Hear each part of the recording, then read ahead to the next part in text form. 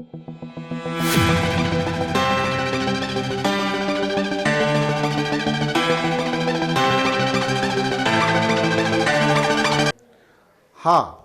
तो ये बेटा आर्टिकल कैपेसिटर्स, मैंने आपको बताया कैपेसिटर्स यानी ही कंडेंसर्स होते हैं। क्या होते हैं?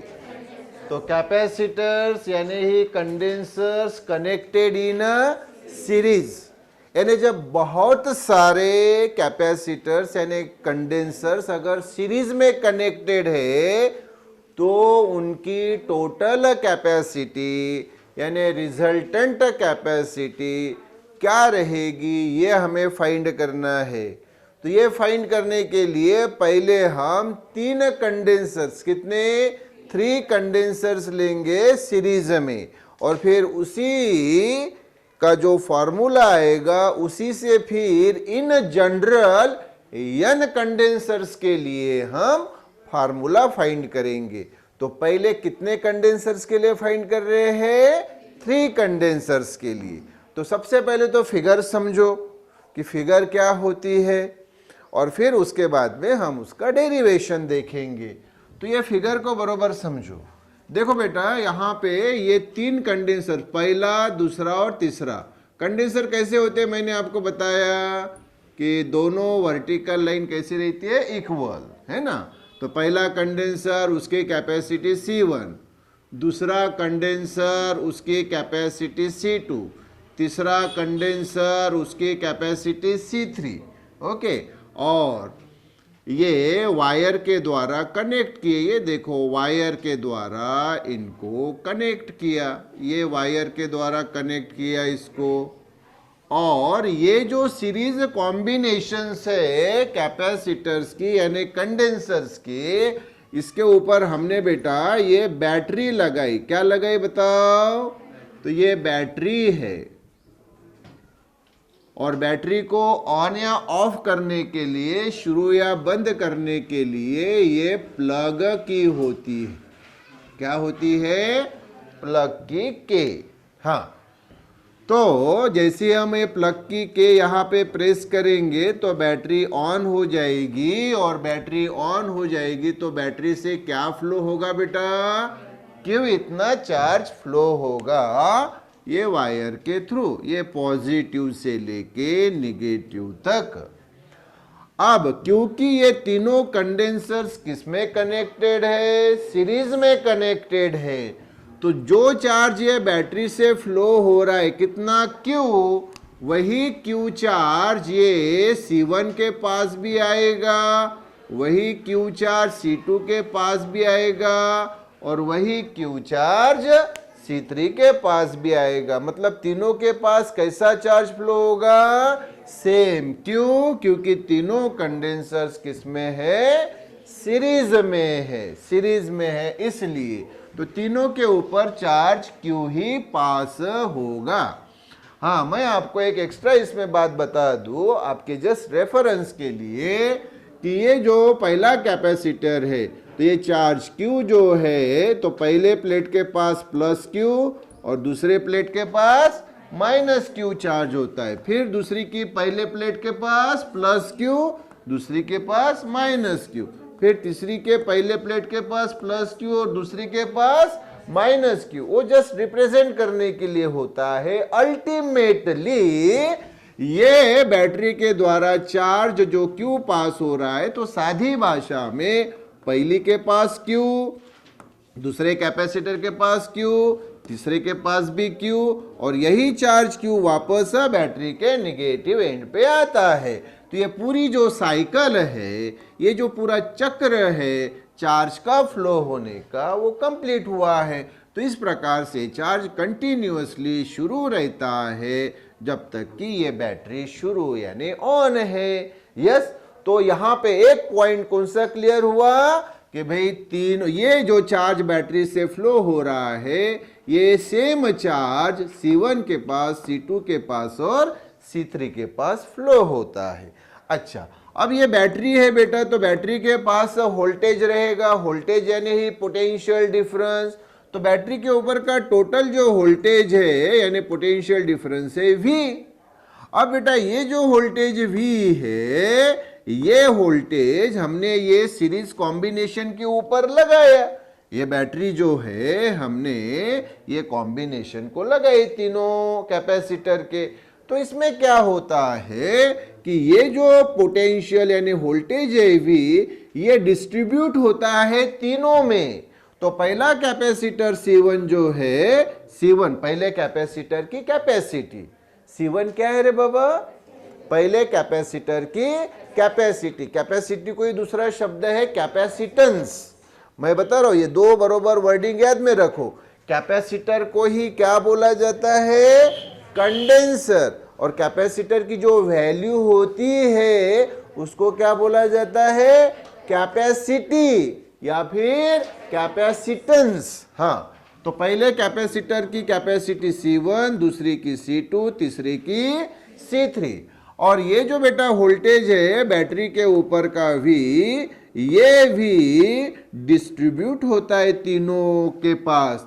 तो पहले कैपेसिटर के पास V1, दूसरे के पास V2 और तीसरे के पास V3। इतना वोल्टेज यानी पोटेंशियल डिफरेंस आया। मतलब क्या हुआ कि V is equal to V1 plus V2 plus V3। क्या बेटा? V equal to V1 plus V2 plus V3। तो सामने बढ़ने के पहले मुझे ये दो बातें पहले क्लियर कर लो कि जब कंडेंसर यानी कैपेसिटर सीरीज में जोड़े होते हैं तो उनके ऊपर का चार्ज कैसा रहता है रे बेटा? सेम रहता है। देखो Q Q Q, चार्ज कैसा? सेम। और पोटेंशियल डिफरेंस जो है टोटल V इक्वल टू क्या? V1 plus V2 plus V3। ये दो बातें बरोबर अच्छी तरह से दिमाग में फिट करो तो आपको एक्सप्रेशन मिलाने के लिए बहुत आसानी हो जाती है। अच्छा, तो भाई ये तीन कैपेसिटर्स, तो तीन कैपेसिटर्स का इक्विवेलेंट जो कैपेसिटी रहेगी वो CS। इक्विवेलेंट कैपेसिटी जो रहेगी वो क्या रहेगी? CS, है ना। तो C1 C2 C3 इसकी टोटल कैपेसिटी कितनी? तो भाई CS, है ना। ये उसी प्रकार से जैसे मान लो कि एक मतलब कि तीन अलग अलग कंडेंसर्स है ना, कैपेसिटर है ना, तो तीनों की एक रिजल्टेंट कैपेसिटी रहेगी ना भाई। क्या रहेगी? CS। तो देखो ये this circuit is equivalent to क्या रे बाबा? This circuit is equivalent to battery वैसी ही रहेगी, प्लग की वैसी ही रहेगी, वायर्स उसी प्रकार से रहेंगे। बस ये जो तीन ये कंडेंसर्स जो है कैपेसिटर्स, उसके जगह अभी अकेला मतलब ये रिजल्टेंट ये कंडेंसर जिसकी resultant capacity CS। Sir CS क्यों? C यानी कैपेसिटी, S यानी सीरीज में, क्योंकि तीनों कैसे कनेक्टेड है बेटा? सीरीज में कनेक्टेड है, इसलिए CS आएगा। सामने का पैरेलल में रहेगा तो वो CP रहेगा। क्या रहेगा? तो बाकी पूरा सर्किट वही है, वही बैटरी, वही प्लग के, बस ये तीन जो कैपेसिटर्स है उसके जगह अभी ये रिजल्टेंट, उसकी रिजल्टेंट कैपेसिटी CS, और वही वायर और वही चार्ज फ्लो हो रहा है। देखो बेटा, वही चार्ज फ्लो हो रहा है। क्यों ही चार्ज फ्लो हो रहा है? ये पॉजिटिव से लेके नेगेटिव तक। तो ये तीन कंडेंसर्स और उनकी ये रिजल्टेंट जो कैपेसिटी है वो CS। तो अभी हमें क्या फाइंड करना है? डेरिवेशन फाइंड करना है। क्या फाइंड करना है? तो पहले तो भाई इसका जो मतलब जो थ्योरी है उसके बारे में हम थ्योरी के पॉइंट्स पहले मेंशन कर लेंगे। ओके, चलो देखो फिर बरोबर ध्यान दो। अभी तीन कंडेंसर से कैसे कनेक्टेड है बेटा? सीरीज में। तो कंडेंसर सीरीज में कनेक्टेड है, ये कब कहा जाएगा? जब वो एक के बाद एक कनेक्टेड रहेंगे, एक के बाद एक। इसको बोला जाता है वन आफ्टर अनदर। क्या बोला जाता है? वन आफ्टर अनदर, एक के बाद एक कनेक्ट होना। ये देखो ना, एक के बाद एक कनेक्टेड, पहले के बाद दूसरा, दूसरे के बाद तीसरा। हाँ, तो बरोबर ध्यान दो। Condensers are said to be connected in series. इन कंडेंसर्स को सीरीज में कनेक्टेड है ऐसा कहा जाता है। इफ, अगर दे आर कनेक्टेड, अगर वो कनेक्टेड है वन आफ्टर द अदर, ये वर्डिंग याद रखो, वन आफ्टर द अदर मतलब एक के बाद एक। सीरीज को क्या बोलते बेटा? सीरीज में कनेक्टेड है मतलब एक के बाद एक कनेक्टेड है, वन आफ्टर द अदर। ये देखो, पहले के बाद दूसरा और दूसरे के बाद तीसरा। हाँ, अब ये तीन कंडेंसर्स बेटा, तो इनकी कैपेसिटी, पहले की कैपेसिटी C1, दूसरे की C2 और तीसरे की C3 लेंगे। तो देखो, let C1 C2 C3, C1 C2 C3 with the capacities. Capacity को मैंने दूसरा शब्द बताया अभी, कैपेसिटेंस। तो late C1 C2 C3 with the capacities यानी कैपेसिटेंसेस ऑफ 3 कैपेसिटर्स, और उनके ऊपर का पोटेंशियल डिफरेंस है, वोल्टेज भी बताया ना, V1 V2 V3। पहले के ऊपर का V1, दूसरे के ऊपर का V2, तीसरे के ऊपर का V3। तो V1 V2 V3 be the potential difference across them, PD यानी पोटेंशियल डिफरेंस यानी ही वोल्टेज। हाँ, अब हमने ये सीरीज कॉम्बिनेशन के ऊपर क्या लगाए रे बाबा? बैटरी लगाई, और बैटरी को चालू या बंद करने के लिए, ऑन या ऑफ करने के लिए क्या लगाते हैं? प्लग की। तो देखो, सपोज ए बैटरी, समझो एक बैटरी, और पोटेंशियल डिफरेंस भी, हाँ ना, बैटरी का पोटेंशियल डिफरेंस यानी वोल्टेज कितना है? V है, इज अप्लाइड, अप्लाई की मतलब लगाए, अक्रॉस द कॉम्बिनेशन, इस कॉम्बिनेशन के ऊपर। हाँ, ये जो सीरीज कॉम्बिनेशन है तीन कंडेंसर्स के, इसके ऊपर हमने एक बैटरी लगाई जिसका वोल्टेज यानी पोटेंशियल डिफरेंस कितना है? V है। हाँ, अब इस बैटरी से कितना चार्ज फ्लो हो रहा है रे बाबू? क्यू इतना चार्ज। तो वो sentence, let Q be the total charge flowing from the battery. हाँ, बैटरी से कितना चार्ज फ्लो हो रहा है? तो क्यों इतना चार्ज फ्लो हो रहा है। अच्छा, अब सामने की बात मैंने बताई कि ये तीनों जो कंडेंसर्स यानी कैपेसिटर्स है, इनकी टोटल कैपेसिटी यानी रिजल्टेंट कैपेसिटी कितनी रे बाबू? CS। रिजल्टेंट कैपेसिटी कितनी? CS। तो ले देखो फिर, let CS be the total capacity of the combination. हाँ, ये जो कॉम्बिनेशन है तीनों कंडेंसर्स की, इनकी टोटल कैपेसिटी कितनी? CS। इसलिए तो बोल रहा हूं, this circuit is equivalent to this circuit. Same figure है, वही बैटरी, वही प्लग की, वही चार्ज, सिर्फ अभी ये तीन कैपेसिटर की जगह अकेला कैपेसिटर जिसकी कैपेसिटी CS और इनकी C1 C2 C3। हाँ, अभी मैंने आपको बताया कि हमारे पास कौन सा इक्वेशन है कि sir V equal to V1 plus V2 plus V3। तो वही है हमारे पास है इक्वेशन, कौन सा रे बाबा? V equal to V1 plus V2 plus V3। अब बेटा इधर साइड वर्क में पहले आओ, साइड वर्क में पहले आओ। आपको मालूम है बेटा, कैपेसिटर यानी कंडेंसर का कंसेप्ट, क्या फार्मूला है हमारे पास कैपेसिटी के लिए? C equal to Q by V। है ना? C यानी कैपेसिटी उस कंडेंसर की, Q यानी चार्ज उसके ऊपर का, और V यानी वोल्टेज यानी पोटेंशियल डिफरेंस। अब आप बताओ हमारे पास कितने कैपेसिटर है? 3 है। कितने हैं रे बाबू? 3 है कि नहीं? कितने हैं? 3 है। तो बराबर ध्यान दो, फिर 3 है। तो फिर बताओ पहले की यही फार्मूला पहले कंडेंसर के लिए क्या होगा? तो आप बोलेंगे सर C के जगह C1। Q चार्ज, तो सर उसके ऊपर से Q ही चार्ज ये बह रहा है, तो चार्ज Q तो वैसे ही रहेगा। और V सर उसके ऊपर पोटेंशियल डिफरेंस V1। तो फिर C1 की वैल्यू क्या आ गई?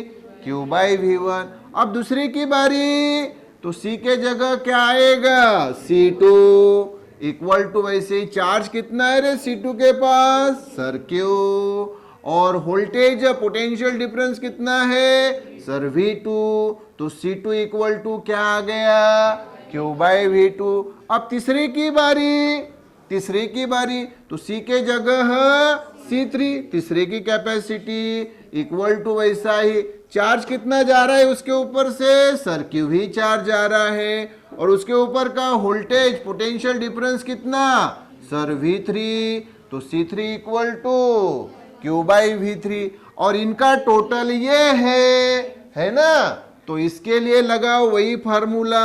हाँ सर C के जगह फिर अभी CS रहेगा। अच्छा, इसके ऊपर से कितना चार्ज आ रहा है सर यही Q, और इसके ऊपर का वोल्टेज ये सर अकेला जो V, क्योंकि ये अकेला है ना सर, तो वोल्टेज तो उसके ऊपर V रहेगा, है कि नहीं।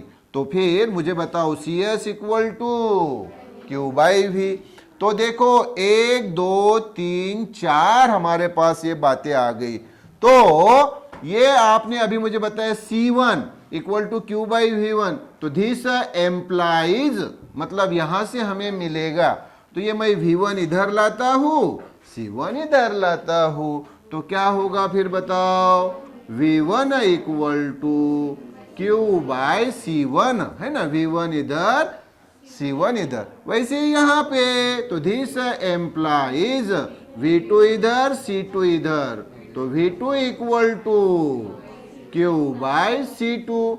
इसी प्रकार से रे बाबा यहाँ दिस एम्प्लाइज V3 इधर C3 इधर, तो V3 equal to Q by C3, और यहाँ भी वही रे बाबा दिस एम्प्लाइज V इधर CS इधर, तो V equal to Q by CS, है ना। तो 1 2 3 4 V1 V2 V3 और V, ये चार वैल्यूज आप इस इक्वेशन में रख दो।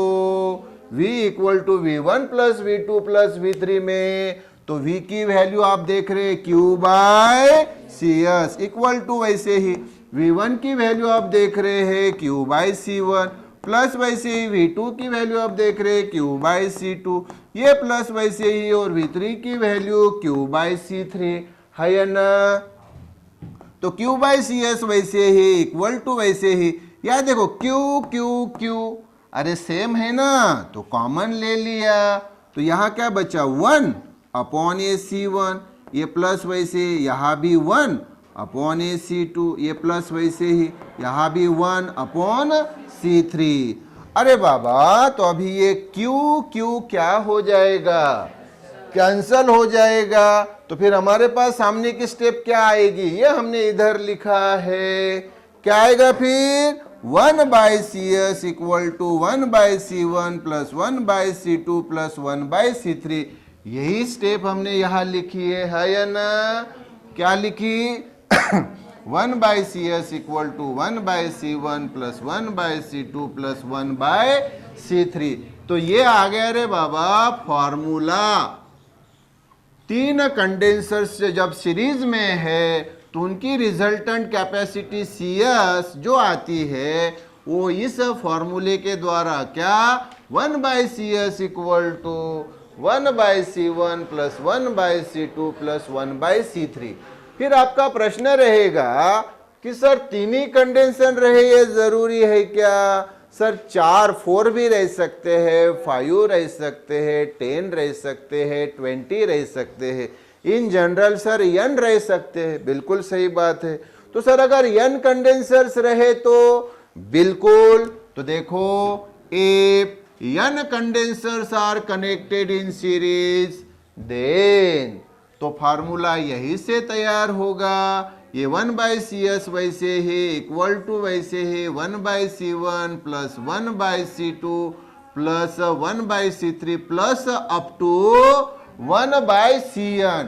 तो ये फॉर्मूला आ गया n कंडेंसर्स के लिए। कितने कंडेंसर्स के लिए, n कंडेंसर्स के लिए क्या फार्मूला आएगा फिर 1 by CS equal to 1 by C1 plus 1 by C2 plus 1 by C3 plus up to 1 by Cn।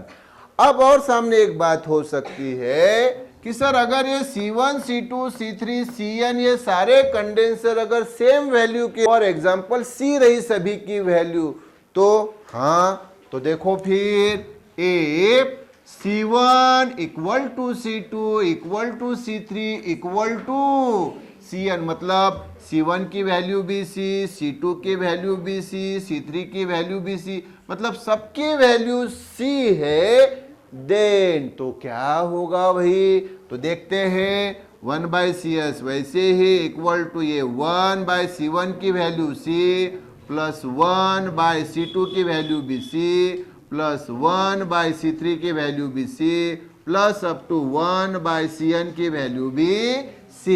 तो 1/CS इक्वल टू देखो C डिनोमिनेटर तो सेम है इसलिए एक ही लिखा, और numerator 1 plus 1 plus 1 plus up to 1, n times हुआ रे बाबा ये 1 1 1 1, कितने टाइम्स, इसलिए वो n। अब लेफ्ट और राइट साइड दोनों का रेसिप्रोकल ले लो, तो 1/CS का रेसिप्रोकल लोगे तो CS अब चला जाएगा, CS/1 यानी CS इक्वल टू इसका रेसिप्रोकल लोगे तो C/n, तो ये फॉर्मूला आएगा CS इक्वल टू C/n। और ये जो हमने फॉर्मूला मिलाया, देखो ये वाला जो मिलाया, आप बोलेंगे सर इसको अगर वर्डिंग फॉर्म में बताना है तो कैसे बताएंगे, वर्डिंग फॉर्म में तो देखो the reciprocal of resultant capacity, क्या रे बाबू, reciprocal of resultant capacity, resultant यानी ही टोटल रे बाबू, हाँ, तो reciprocal of resultant capacity is equal to क्या, द सम ऑफ, क्या रे बाबू, the sum of reciprocals of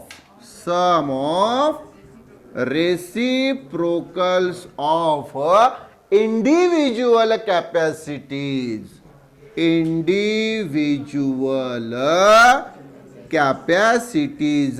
मतलब हर किसी की जो कैपेसिटी है, मतलब पहले की C1 तो उसका रेसिप्रोकल 1/C1, दूसरे की कैपेसिटी C2 तो उसका रेसिप्रोकल 1/C2, तीसरी की कैपेसिटी C3 तो उसका रेसिप्रोकल 1/C3, आखिर वाले की कैपेसिटी Cn तो उसका रेसिप्रोकल 1/Cn, और इन सब की सम, इन सभी के रेसिप्रोकल्स की सम यानी होता है reciprocal of resultant capacity. Clear क्या, यस। तो क्या फॉर्मूला है मुझे बता दो, 1/CS equal to 1/C1 plus 1/C2 plus 1/C3 plus up to 1/Cn। Okay.